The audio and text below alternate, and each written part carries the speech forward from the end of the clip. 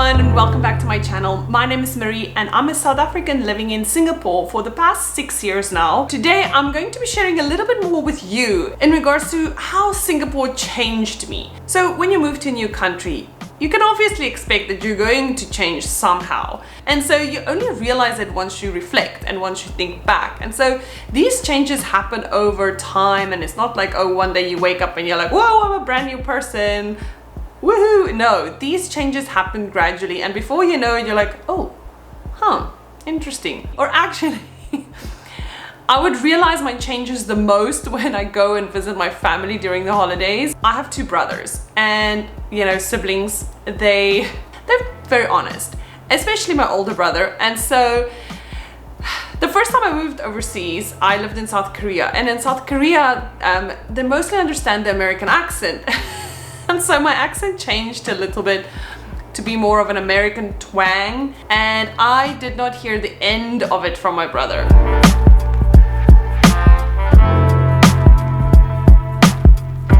The biggest one, and I think the one that everyone says that have changed about them, is leaving your shoes outside. I have come to really be serious about leaving your shoes outside. Even when I go back home into South Africa, I realize that I take off my shoes when I enter the house, because now I'm actually like realizing, like, I think it's quite dirty to wear your shoes in the home, and you walk on the carpet. And the one thing that irks me the most, sometimes people lie on bed with their shoes on, and I'm just like, take off your shoes. I actually think that is something that the rest of the world needs to adopt, because I mean, you clean your floors and then you go outside, you wear your shoes, and then whatever your shoes picked up the dirt, you just come and walk on your clean floors again and your carpet.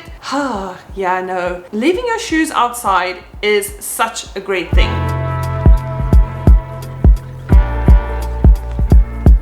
When I first moved to Singapore, it was extremely strange for me to call older people aunt and uncle. And I know many people have said this, yes, because that is in the English language. You don't call people aunt or uncle except if they're related by blood. And so it took me a while to get used to that, but once I got used to it, now I'm just like, hi auntie, hi uncle. And I remember my mom visiting me for the first time in 2014, and we were in a taxi, and I said, thanks uncle, and my mom was like, what?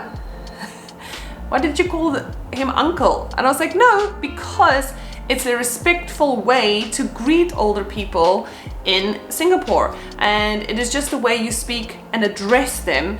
So my mom was like, oh, okay. She just thought it was really strange, because she was like, So if you do travel to Singapore, even if you're a tourist, make the effort to, you know, greet older people by auntie and uncle.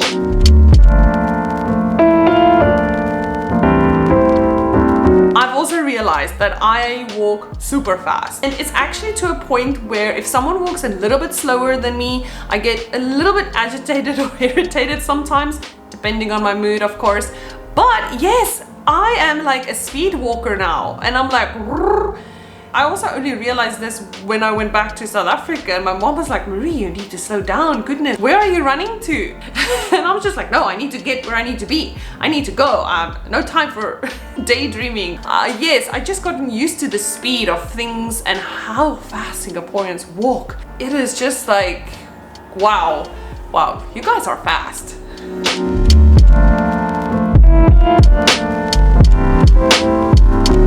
So of course, if you've been living here for 6 years, you're going to adopt some Singlish. And I think I'm enjoying this quite a bit, because at work, my colleagues will actually laugh at me when I do use some Singlish. I really enjoy it because it is so quick, it is to the point. But I must say, the first time I moved to Singapore, it took me a really long time to understand Singlish. I think for the first year, when I would meet someone and they would use Singlish, it would take me like, I would be like, for 10 seconds, and I'm like, okay.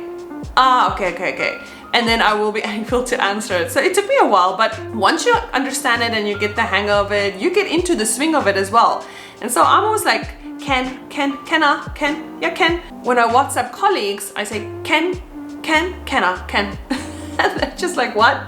And the different ways you use hello. Hello is not just for hi, it is for hello, hello, Hello? The other one is already. This is just so fun for me to say. Already.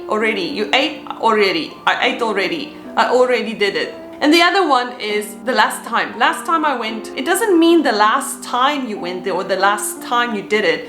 It could be like 10 years ago and you would say last time. It just refers to that it is in the past. So yeah, I've just adopted these few ones.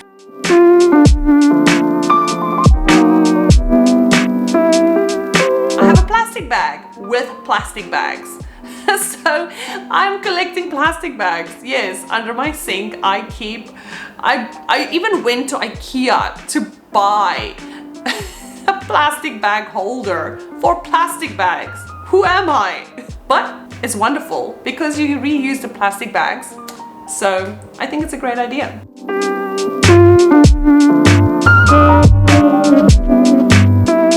Now, I think one of the biggest things as well that has happened to me both times I lived in Singapore is I gained a lot of weight.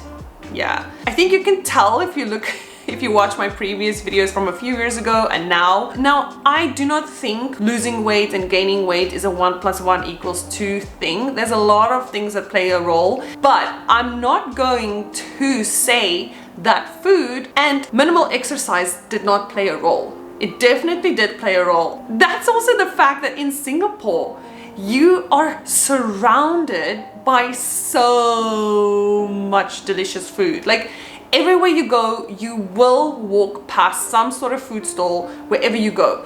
Whenever I pass a food stall and it's maybe a food that I've never tried, I'm like, I need to try. I need to try that. I need to try that. My diet has changed drastically since I've been living in Singapore. But now actually I have been trying to be more cautious and plan better in terms of like what I eat. So I'm actually also joined a program from a company. They deliver meals to my home every morning and then it's the 3 meals of the day that I have. So I'm trying that out now and I will make a video about that later on, how it was and if it is actually something that, you know, people will benefit from. Is it worth it? But so far I think it's been worth it. So I think it's just to get back on the right eating track in terms of portion control, because when you go to a hawker center, there's no portion control. And the pandemic has also, of course, influenced it with minimal exercise. So it's just making a conscious effort now to really get back on track. Now, I think there's a lot more things that have changed and I can make a really long list. So if you want me to make a part 2 to this series, please let me know down in the comment section below. If you got to the end of the video, thank you so much for sticking around and I'll see you next week Friday when I post a new video. So until then, remember to be good, do good and keep on smiling. Bye!